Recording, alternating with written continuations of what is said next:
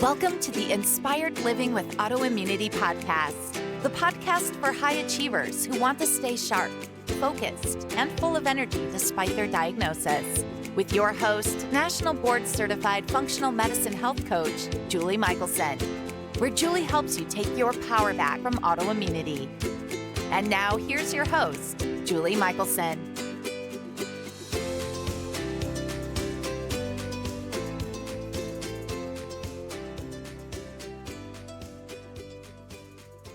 Welcome back to the Inspired Living with Autoimmunity podcast. I'm your host, Julie Michelson, and today we are joined by Dr. Traci Potterf, who's a functional health anxiety detective and the founder of InnerGeniusHealth.com.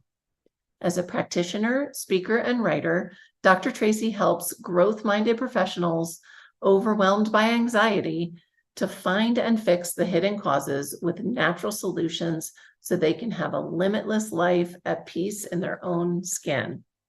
In today's conversation, we're talking about the connection between anxiety and autoimmunity.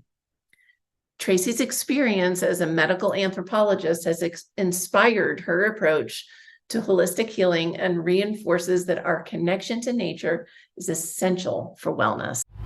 Dr. Traci, welcome to the podcast. Hey, Julie. I'm so excited to dig in and connect the dots between anxiety and autoimmunity. So thank you for joining us and taking us on this journey. And I would love to start with a bit of your story because you have such an interesting background. And I don't know that I've ever met anybody else who has a medical anthropology background, and I know that has shaped your approach. So Absolutely. Share with us a little bit of that journey. Yeah, I wouldn't be the practitioner I am without starting out first as a medical anthropologist, also without starting out as the daughter of a psychiatrist. So that was kind of interesting how it all led me to functional medicine. I started out professionally as a medical anthropologist. And one of the things I was fascinated with, was indigenous cultures and how they were being impacted by industrialized culture. And then I think a lot of us have an intuitive sense that, guess what? When they started living like we do, they started getting the same diseases, not only what we think of as physical illnesses, but what we call mental illnesses. So I realized that what I'd been told my whole life, having a father that was a psychiatrist, was not correct. And what he had been taught and what everyone had been taught and what people are still teaching their, a lot of psychiatrists and therapists, and like so many people still believe this, that anxiety is a genetic chemical imbalance, which implies that there's something wrong with you genetically. You're defective, you're broken, and you just have to be on meds to manage your illness or manage your symptoms the rest of your life.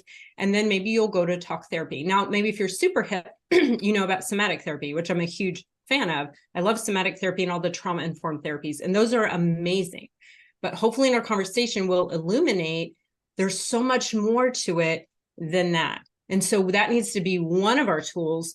That can't be all of our tools. And we'll also hopefully talk about medication. I never want to judge or demonize anyone who's using medication, especially if you're tolerating it, you're not having side effects, it's working for you, or it's sort of working for you for now. But I'm hoping by the end of this conversation, you'll see the medications as a stopgap, as like a cast and crutches or a Band-Aid to get you over the hump, just so you can feel well enough to do what it takes to heal yourself. And I grew up with a father as a psychiatrist. I love my father so much. His patients really appreciated his ability to help them, but his hands were tied in so many ways by medical politics and a lot of just what he couldn't see himself because he had been trained to think a certain way. And, I grew up working in his office. Like I was a kid and I was like making copies in my dad's psychiatric practice. He grew up on a farm, so he wanted everyone to like help out on the farm. So we went to the office. I did not like it, by the way. And, I would be filing and stapling it because back then everything was paper. And then as I got older, I got more grown-up jobs, like calling the pharmacies and, like all kinds of stuff. I went to lunches with pharmaceutical representatives. They brought fajitas and Chinese food. And, so my dad took me with him to see his patients. So I did rounds with him. I was like an emotional support kid. So from the time I was little till the time I was a grown adult, until my father retired and then passed soon after. I went with my dad to see his patients. So I grew up behind the scenes of psychiatry. So when I had my first panic attack at 19, before I had really had all these realizations as an anthropologist, I was in the old school way of thinking. And I thought, oh my God, I'm genetically defective too. I'm like those people. And I realized I had stigmatized unconsciously my brain, people with mental health issues. I saw them as other than me. And it was a lot of humble pie when it happened to me. And I realized any one of us can be one of them. And yeah. Yeah. So powerful. And so we'll dig in a little further. I want to kind of circle back to the medical anthropologist angle, because what you said, it sounds so obvious, right? And I'm going to repeat it, and it's going to sound obvious again, that as you take an indigenous culture and you industrialize it, they end up where we are, right? Right. Same challenges. Yeah. And that's Yeah. when I realized is I actually had a former business partner, this beautiful man named Sky, a really beautiful human. And he helped me find the words that we're not living in alignment with our evolutionary biology. And that's what it was. That's what I was realizing. I wasn't sure how to put it into words at the time, but that's what it was. And that's what I continue to say and teach, is that we weren't living in alignment with our evolutionary biology. And there's something called co-evolutionary relationships. That just is fancy talk for the fact that all of existence evolved as one. It didn't evolve like this flower over there by itself, and that tree over there by itself, and that bug over there by itself, and that human over there by itself. No, and that those people on that continent, and those people, and then that tribe and that village. No, we are all one everything. Like we know this through unified field theory and physics, like we are one existence. And so everything has co-evolved together. And so when you start doing things that don't work with the whole big picture of nature, with the brilliant genius intelligence of nature, then you get fallout. That's when things fall apart. And I think a lot of us are led to believe that nature is so cruel. And geniuses make mistakes. Now, I always say nature's genius and we are nature.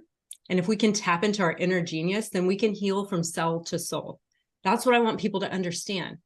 But, there are genetic mutations that cause problems, like geniuses make mistakes, right? And that's part of evolution too. But overall, when you look at cultures, like classic example, most of you have heard about like the Blue Zones project, like Okinawans or Sardinians. You look at people who lived a more traditional lifestyle. They got their nutritional needs met. They lived with better circadian rhythms. Well, at least they did. It's one point. And, and they have their social and emotional needs met. When they get their most basic human needs met, not only do they have more centenarians, like they live longer, but they live better. And there are people who are 103, 104, they're still having sex. They're squatting on the floor, standing up. They can climb upstairs. They're able-bodied. They're not disabled like we are. We have the shortest disability-free lifespan of any industrialized nation.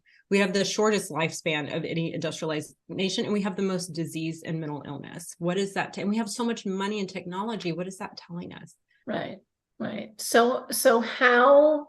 here we are, right? Although which is awesome. not that I would mind, maybe living in Sardinia, but how do I, because I know, again, we don't have these conversations. We want to shed light and not spread doom and gloom. And it's like, okay, well, we're here right. now. We're in this sick, fat, tired, nation. And or wherever listeners are, there isn't anywhere, even the blue zones are touched by all of this now. Right, they are now. So absolutely. So what are the things we can focus on, and maybe through that we can also highlight some of this connection between, why are we talking about anxiety on an autoimmunity podcast? Right. Well, this all goes back to everything's connected, right? So right. To answer there are 2 points there. So I'll start with the first thing you said is what's the solution? Like, how can we be solutions oriented and not doom and gloom? Well, one of the things we've got to stop talking about mental and physical illness as a war against, or we're battling. Like, stop using war, destructive war, colonization euphemisms, like we're going to overtake and overpower and conquer and whatever. Sometimes you do want to kill some parasites. Sometimes you want to kill some things, but like overall, we need to start shifting the way we think to start shifting the way we behave and feel. And we've got to start creating a culture of nurture instead of a culture of war.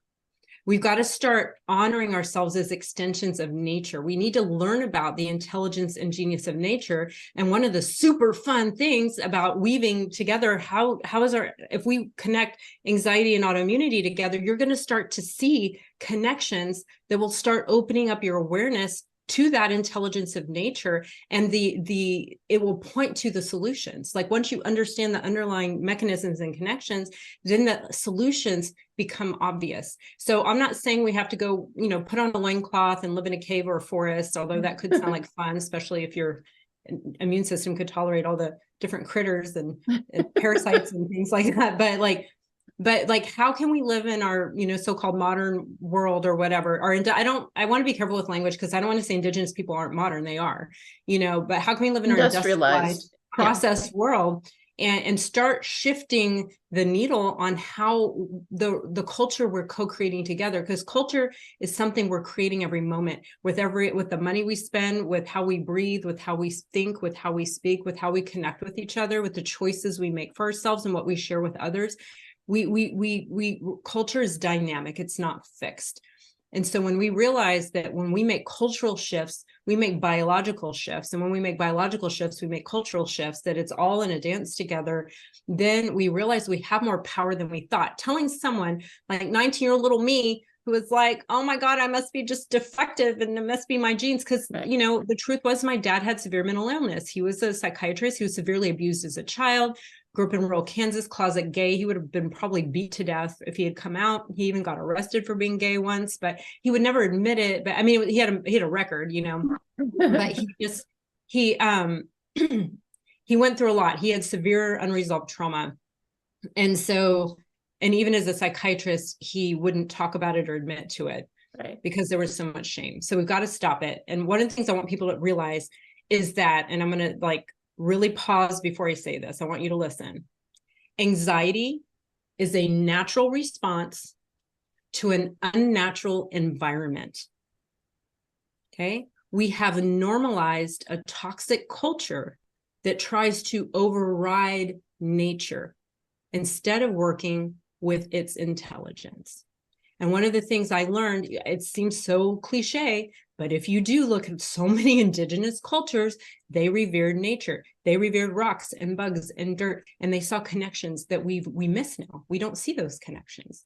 We've learned other cool things, but we're missing these connections. And so one of my passions in life is to help weave together this tapestry, put that tapestry of nature back together in our consciousness so that we can move forward in our lives in ways that not only heal our illnesses, but create thriving, satisfying lives. So beautiful. And so for listeners that, and I see all the time in practice, anxiety and chronic stress, it's all the same. It's on a spectrum, just like autoimmunity is Right. on an inflammation spectrum, right? So you've got that early aging and decline you were talking about all the way to autoimmunity.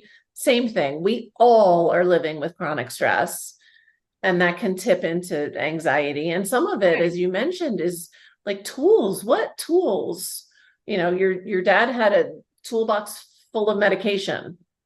That's right? it. That's all I had. And you have this beautiful expanse of tools that you help people with. So how do we, in our industrialized, modern, processed worlds, how do you help people incorporate? Because I love, it is a tapestry, and there is it isn't, we're not going to go live in a cave. Like, that's not realistic. I mean, some people do. I actually literally met someone the other day who lived in a cave in the Mojave Desert. But yeah, most of us are not going to live in a cave. So yes. And that after time can create its, then where's your social circle? Where's your exactly. So here's the deal. So we don't have to reject the things that serve us.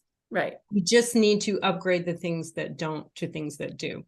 And so would you like me to say kind of what my pillars, my toolboxes are first, or would you like me to talk about the connection between anxiety and autoimmunity first? What do you think? Let's do the connection first and then move into the toolbox. Yeah, because I think the connection points to the toolbox. So I think that's a good call, Julie. Okay, so one thing that's interesting, like, I'm sure Julie's aware of this, practitioners are probably aware of this, but this is something that your average person, I remember the day I learned this, was that your vagus nerve, the longest nerve in your body, that's become very trendy to know about this now, which is such a cool trend. It's way more exciting than skinny jeans. So we have this nerve that innervates like our internal organs, including a lot of our digestive tract. And it's crucial, for calming down our nervous system. But guess what it also does? It regulates cytokine storms. Well, cytokine storms are part of the immune system that we learned about during COVID. I was just going to say, nobody knew what those were 4 years ago. Right? So yeah, no one knew what cytokine storms were, but cytokine storms is your immune system getting ramped up. And that's what was killing people from COVID. They were dying because their own immune system was so ramped that it killed them on accident. That wasn't the intention of the immune system, but their nervous systems, because of lifestyle and all these disease risks, but also just stress, anxiety, overwhelm of the modern world, people's ability to regulate or modulate their immune systems for it to have a proper response was being dampened by the nervous system being overwrought. So what I want you to understand, that's just one example. It's so intricate, the way the immune system and the nervous system are physiologically the same structures, like they're overlapping in so many ways. They communicate, the way our parts communicate with each other. I mean, just like as a quick overview, and I'll try not to rabbit hole this, but basically there's your cranial nerves, one of which is the vagus nerve, constantly talking between your brain and body, especially with the vagus nerve. We're kind of obsessed with that because it's not only a calming, soothing nerve, but it's plays such an important role in how the gut talks to the brain. So we know if we have gut issues, we have brain issues. We know if our microbiome, the microbes that make us up, we're more microbial than human, or at least as much microbial as human. We're getting as much DNA information from our microbe cells as our human cells. We are symbiotic creatures, right? And so these critters are excreting chemicals that are like signaling our nervous system. And there's a super highway through neurons, through chemical signaling, through these things called neuroendocrine cells that are like a cross between a hormone and a neurotransmitter. I mean, we're like magic, like the way our brains and our internal organs and our cells are all talking to each other. And so you cannot separate out an immune response from a nervous system response, because your nervous system is telling your immune system what to do all the time. The problem is that if you're in a constant state of overwhelm, if you're in a constant state of hypervigilance, of stress. Now, and when I get to my pillars, my toolboxes, you're going to see that stress is so much bigger than what we think of it. It's not just work. It's not just the kids. It's not just your spouse. It's not just, time management. Yes, all those things, but there's so much more to what stresses our bodies out. And, so what I want people to understand is I think of autoimmunity as immunological PTSD. So your immune system has been hammered and hammered and hammered and hammered, and it becomes so hyper vigilant, just like when a person has trauma, whether it's complex trauma from childhood, which more people have it than not, or single incidence trauma or single event trauma. It creates a hypervigilant nervous system where your nervous system wants so bad to protect you. Your body is your most loyal, sweet protector, and it wants to protect you so bad. And when we get really scared like that, we don't get our needs met. We're really pushed to our edge. Our nervous system becomes hypervigilant, and it is looking for a threat. It's been taught, I'm not safe. I'm not safe. So I've got to protect Julie. I've got to protect Traci. It wants to protect you. So it's just looking constantly for a threat. And then it becomes what we call dysregulated because it's overactive. And then we're nervous, we're shaking, we're trembling. Maybe we become depressed, we become anxious. But we also, because of the stress on the body and the impact of all these stress hormones, it starts affecting our physiology. Stress triggers inflammation, right? And so we become inflamed. Stress makes our gastric juices not secrete as much, so it slows down our digestion, and we don't absorb. You don't make enough hydrochloric acid in your stomach. You don't release enough pancreatic enzymes and bile in your small intestines. Like it just goes on and on. I always say you don't have to digest lunch if you don't outrun the tiger, right? Right. Our system isn't set up for that ongoing Yeah. stress. And you don't need a libido if you're going to get eaten by a Right. python. Or, And yeah. you don't really, and you don't need to really kill infections or fight off, like really you just need to like prepare for impact, so we'll have inflammation in the joints, we'll have inflammation in the sore muscle, like we'll get achy all over because our body's so inflamed preparing for impact. But also your body thinks, there could be famine. So it's hold on to that fat. Yeah, hold on to that fat, right? So how do you stress out? How do you fatten up chickens naturally? Like, this is horrible, but like, in factory farms, they'll put chickens like in and under bright fluorescent lights all day and all night. So their circadian rhythms don't work, and it stresses them out so much that it makes them gain weight, which is like speaks to that's why we say don't eat that. Yeah. And that's what we say, like, watch your circadian rhythm, like watch your, turn off the lights at night, get off your devices, but also don't eat the factory farm. Oh yeah, don't eat the factory farm. That's what I meant. Yeah, sorry. But also I want to highlight, because I just point out for listeners, so I know that the majority of listeners are like, yeah, okay, I feel that, I get that, I hear you, I understand, like, oh, okay, these aren't two separate things, my anxiety and my autoimmunity. I'm one human. But I do encounter people that are so conditioned to be in chronic stress, they don't feel stressed out. And they'll tell you, I'm stressed, right? I'm fine. Yeah. And I'm like, well, you just told me about your life and now I'm stressed. So I think we have some work to do. Yeah. So you don't have self-awareness to feel, is a huge part of it. Yeah. And you don't have to feel, at your wit's end to have a stress load or an anxiety level that is impacting your life. Absolutely. And that's why I want to like put a pin in, like, let's broaden our definition of stress. We can't just say it's just this narrow, like I'm having panic attacks. And then if I'm not having panic attacks, I'm not stressed. I'm fine. Yeah, I'm fine. Yeah.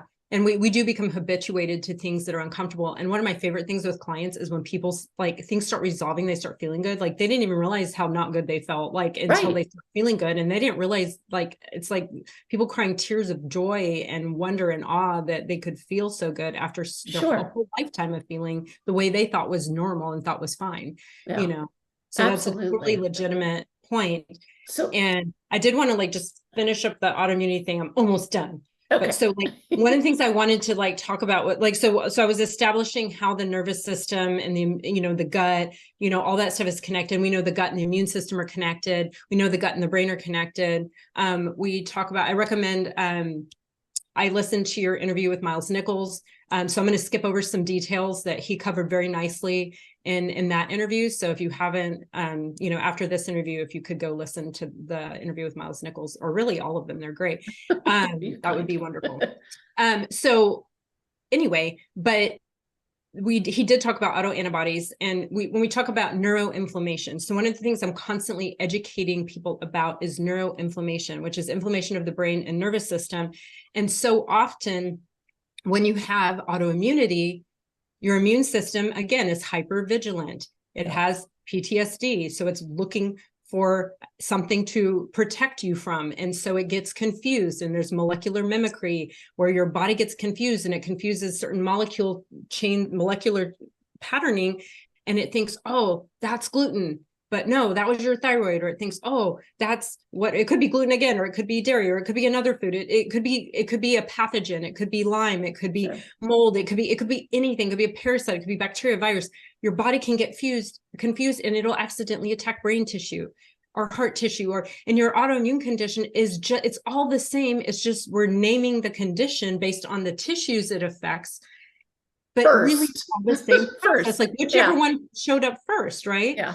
And it's so, but because we eat so much wheat and gluten, our thyroid's often, Hashimoto's becomes one of the first ones, but also our guts are so messed up. So Crohn's is so rampant, but also a lot of people may not have full-on Crohn's autoimmunity, but they have colitis, IBD, IBS, so what's happening is the body is just, you have your allostatic load, like how much your body can handle. Like it's like a bucket of tolerance of how much stuff your poor sweet body can handle before that bucket spills over and things start breaking down. You can't hold it all together. Your body can only do so much. And so that's why I'm going to get to like what we do about this, right? But I just want you to understand that, the reason your practitioners want to heal your gut, to heal your autoimmunity, is it plays such a central role in the immune system, you know? And also, one of the pieces of work that people want to skip right over is the nervous system reconditioning, the nervous system rewiring. I'll take my pills, I'll even change my diet, but stop and like work on, you know, focus on my thoughts and my beliefs and like take 15 minutes to meditate in the morning. Are you crazy? I can't meditate. I suck at meditation. So these are limiting beliefs that you know, you can get rid of very quickly. They're not you. It's just conditioning. It's not who you are. So I just want people to understand that the same things that are causing your autoimmunity are causing your stress, overwhelm, and anxiety, and even depression or any other mental or mood struggles, grumpiness, whatever. And I want you to understand that the very autoimmune condition, the autoantibodies, are actually also triggering brain issues. So I want people to understand that anxiety is how the brain says, ouch, ouch, right? So is depression, so is fatigue, brain fog. These are all ways the brain says, ouch. And so instead of thinking there's something wrong with me because my brain is saying, ouch, would you say if you put your hand on a hot stove and it hurt and your body told you ouch and told you to jerk it away, would you say, oh, stupid body, you stupid body, there's something wrong with you. I'm going to take some painkillers. I'm going to numb my hand so I can put it right back on the hot stove and it won't hurt. You don't do that, right? Yeah. If your house is burning down and the smoke alarm goes off, do you just take the battery out of the smoke alarm and say, okay, that should fix it? No, your house will still burn down. So one of the things we need to learn is to feel. We're taught not to feel. We're taught to be all in our heads and not in our bodies. We're taught to, if we have to pee, ignore it. We're taught that we're thirsty, ignore it. We're hungry, ignore it. Now, statistically, men are a little bit better than women at like, you know, listening, you know, being like, I'm hungry, I'm going to eat, I'm thirsty, I'm going to, you know, whatever, I'm going to take a nap here on the sofa. Maybe with their physical feelings, but not necessarily the emotional. Yeah, you're right. You're right. So in terms of bodily, like urgent bodily needs, we all suck. Yeah, we're all kind of could do a lot better. But we all can learn. And then emotional needs. Yeah, that's a whole other realm. I've actually talked to a lot of men about their struggles with like not even knowing how to feel, not to know what to do with their feelings or how to talk about it. So, and as a culture, we've also done a lot of disservice to men. You know, the whole boys don't cry thing that used to be the old school way. And telling, like, the definition of strength is being numb and insensitive and aggressive and not feeling and not being vulnerable. It takes so much bravery and strength to be vulnerable and to feel and to admit you're wrong and to like receive and not just, you know, whatever, and to tune into other people's feelings and needs. Those are superpowers. Those are not weakness. So I want to make sure that we touch, and I know some of it has already come up, but the toolbox, what is your approach? I'm all ready. Right. Okay. Let's do it. So now that we've established that that's all connected, hopefully it'll make sense now why you have to cover these three, I call them pillars or three toolboxes. You have to do all three of these or you will not heal your anxiety. You will not heal your autoimmunity. A lot of people, one of the reasons I got into like functional mental health is when people would come to me with autoimmunity and gut issues is, you know, we would address those things and then their mental health issues would just disappear. Like, and I know you've experienced that too, Julie. My depression's gone, my anxiety's gone. Like, you know, it's like, okay, let's catch people who don't know they have autoimmunity or they don't know they have Lyme. They don't know they have toxic mold. Let's they don't prevent know. It. Or let's let's catch them. Well, let's get the pain of that smoke alarm and let's have them go in and like heal all of it, right? Yeah. Because really the same toolboxes work for both because it's all connected, right? So toolbox one, I want people to explore the hidden medical causes of anxiety. What is causing the neuroinflammation, or in the case of autoimmunity, what's causing this immune dysregulation? And so often it is things like, you know, things that are invisible, like toxic mold, that just because you don't see it doesn't mean it's not there. Especially if you live in a high humidity environment like Hawaii or Florida, or, you know, I live in Hawaii right now. And so and then there's, you know, like a lot of people have like tick-borne infections or some form of Lyme, and they don't want to find out if they have mold or Lyme because they have heard people have such a horrible time getting rid of it, or they think it ruins your life. So they don't want to know. But the thing is, there are solutions. If you get the right help, you can get over it. Like it's better to know and treat it than to like be like, la, la, la, I don't want to know. And by the way, I've done that myself, even for what I do for a living. I put off finding out some stuff about my body that, like, if I had known sooner, it would have saved me 6 figures of money and like years of pain and suffering. So I'm really big on that. Well, so we're all human. We're all human. So, you could have, thyroid disease, you could have, so could things we're testing for. Yeah. These are so things functional. These hidden medical causes. So toolbox 1, functional practitioner, hidden medical causes, things that are causing ouch in your digestive system, ouch in your cells, ouch in your brain. So sources of neuroinflammation and immune system dysregulation. So that's box 1. So that's go to the practitioner, run the tests, take the supplements. Okay. A lot of people seem okay with that part. Okay. Now moving right along, the second toolbox is your lifestyle. In your lifestyle, yes, we hear diet and exercise. It's become so cliche, we're almost numb to it. What if we hear it as self-nurture, as nourishment and movement and play, as relationships, as your daily thoughts and actions? Just the thoughts in our heads are one of the hugest parts of our lifestyles, and we don't think of that as lifestyle. Our physical environment, do you have mold in your house?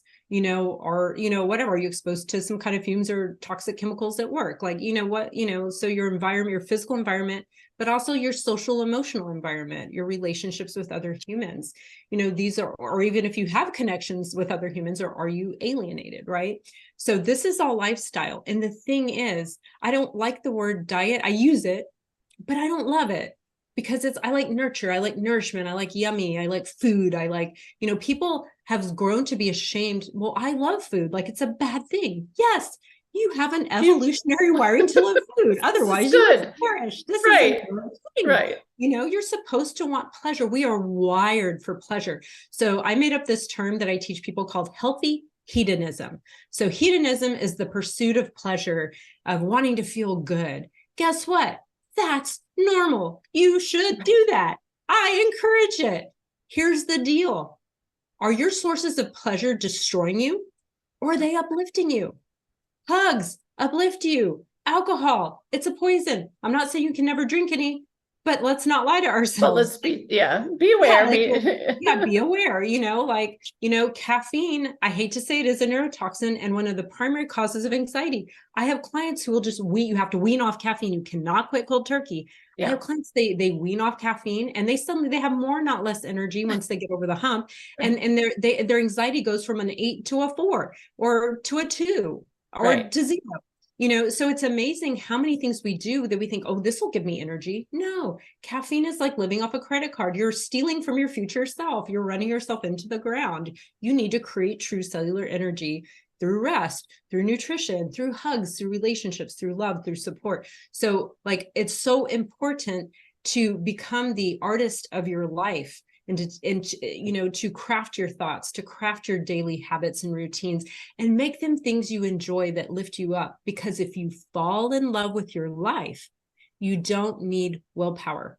And when you give your body the things it needs to thrive, it feels so good. You get this natural high that makes alcohol seem like a downer. It makes like sugar seem like a downer. It makes caffeine seem like a downer.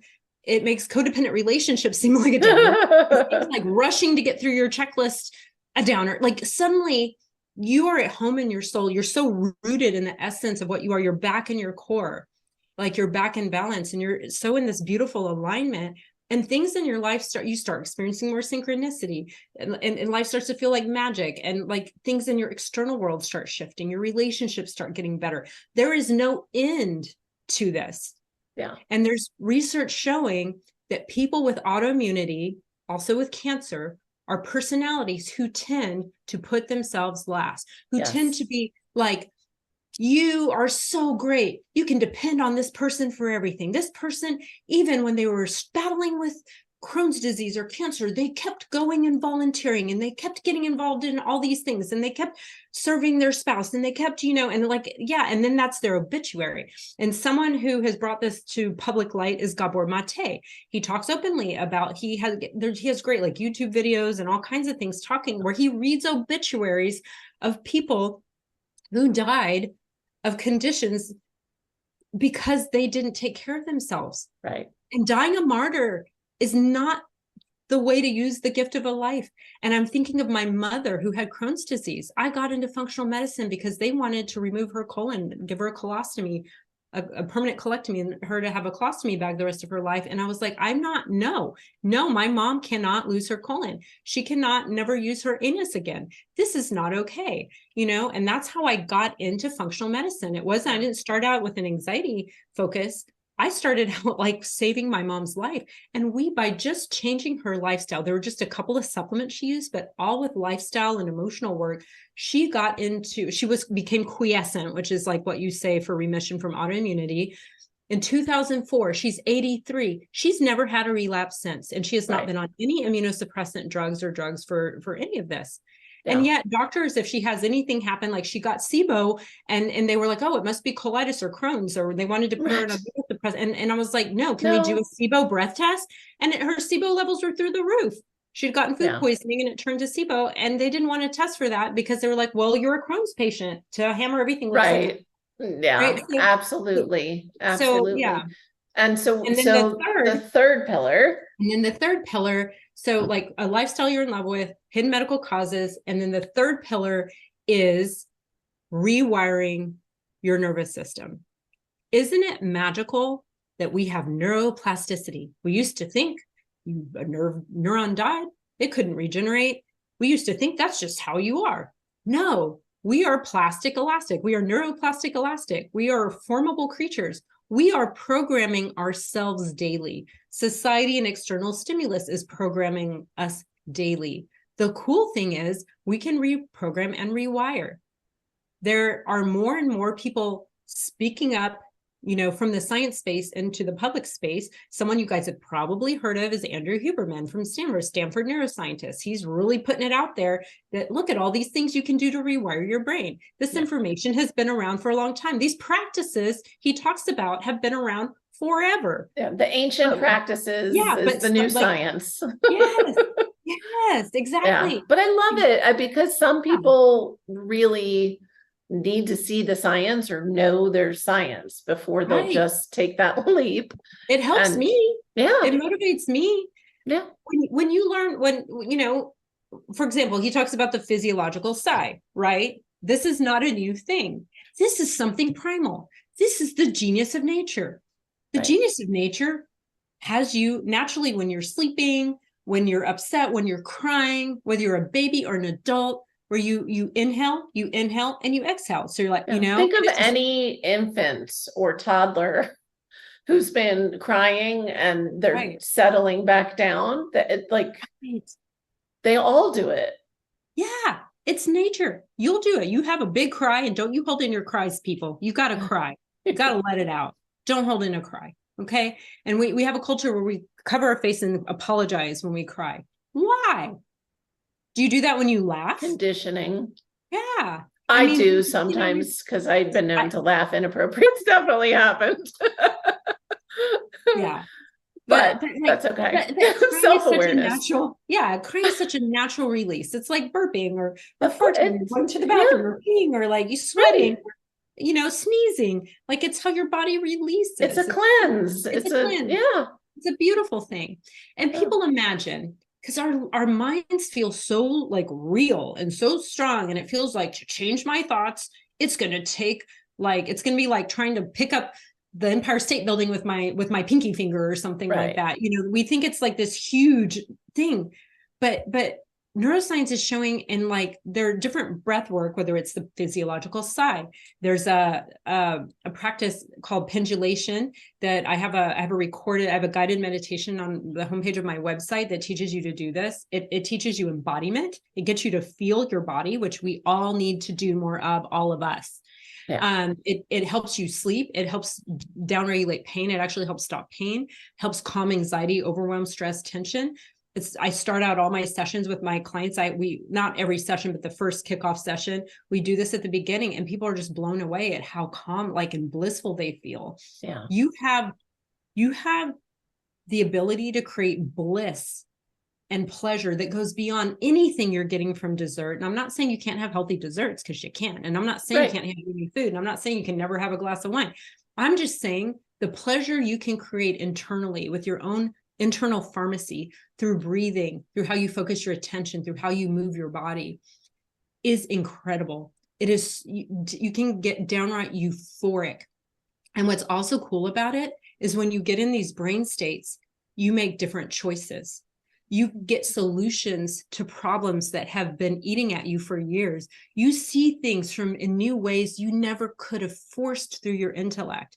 You tap into your wisdom brain. You become genius. That's your inner genius. That's part of it. You have inner genius, the healing power of your cells, of your DNA, of your microbes, epigenetics, neuroplasticity. Like, we have the ability, and just, you can, the physiological sigh, trying to remember the name of the scientist. Is it at UC Irvine? Oh, where is it? Or is it UCLA? I can't remember. I don't know if you know, but anyway, one of the guys who's doing the big research on the physiological side, they're finding that doing it 5 minutes a day, that's about 30 breaths, 5 minutes a day is changing people's brain structures within a matter of weeks, like 6 weeks. Imagine 6 months, what it will do to your brain. That's 5 minutes a day. Right. Well, and that's so important for people. I think that is, you hit on that resistance of, I've had these thought patterns for decades. It's going to take decades to shift it. And that's not true. Even something as simple as writing 3 gratitudes a day, how quickly you can start shifting. Right. Yeah. Why is gratitude all the rage? Because it so supports powerful. neuroplasticity, because we have a negativity bias. Again, hypervigilance. Something's wrong. I'm not good enough. This isn't it. Something's wrong. I'm not good enough. This isn't it. I got those 3 things from my friend Sage. He was one of the first people that introduced me to meditation and open eye meditation and all these my magical inner world.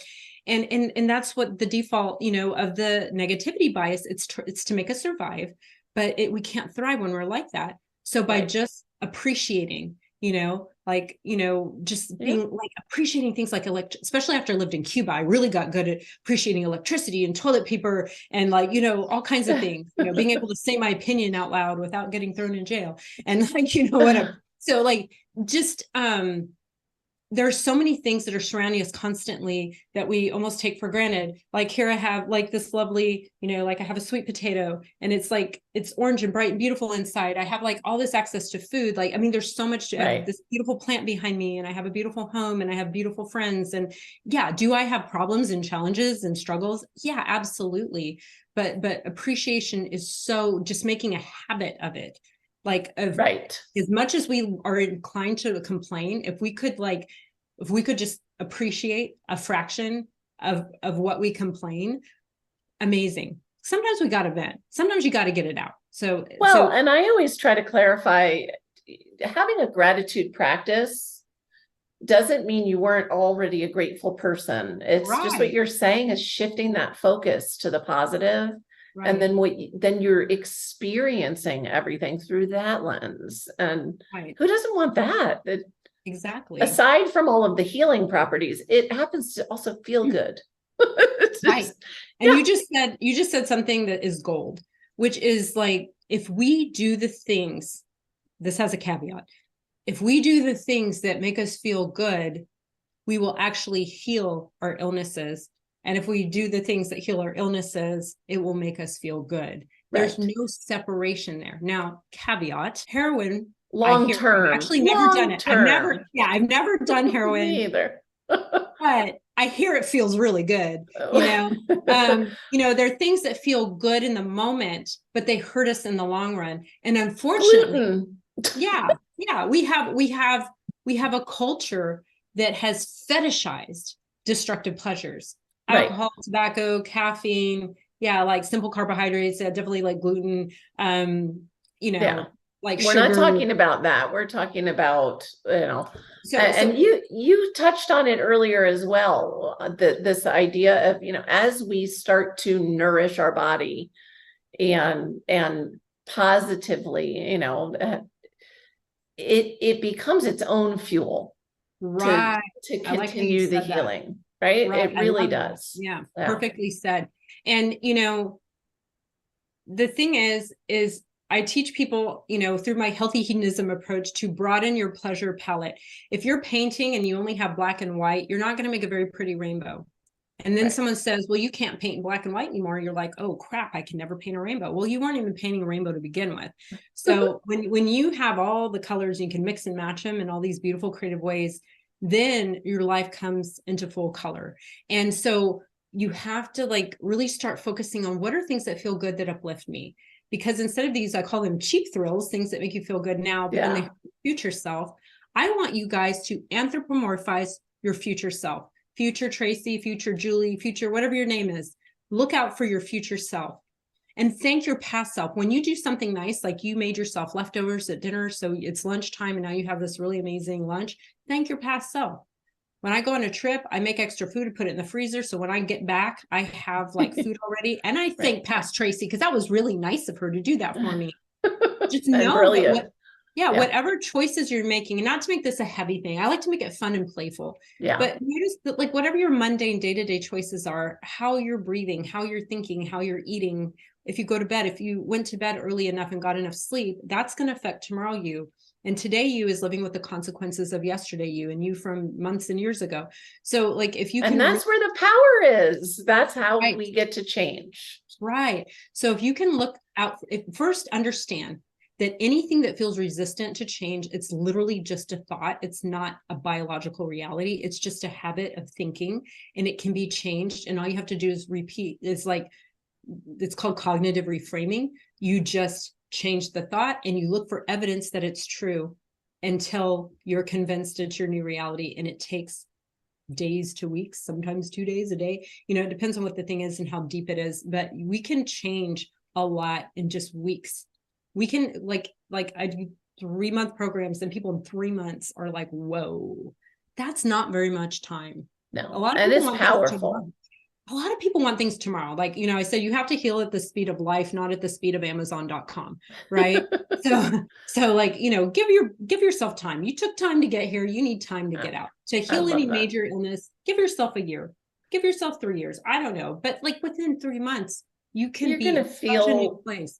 You'll feel changes all along the way. That is the perfect segue into what is Dr. Traci's one step that listeners can take. This is always such a hard one. But starting today, we covered a lot of things, and we know there are many ways to things that'll move the needle, but what's one step listeners can take starting today? I'm so glad you asked. It goes back to paying attention to how we feel. But we have a culture that teaches us to be full steam ahead, not feeling.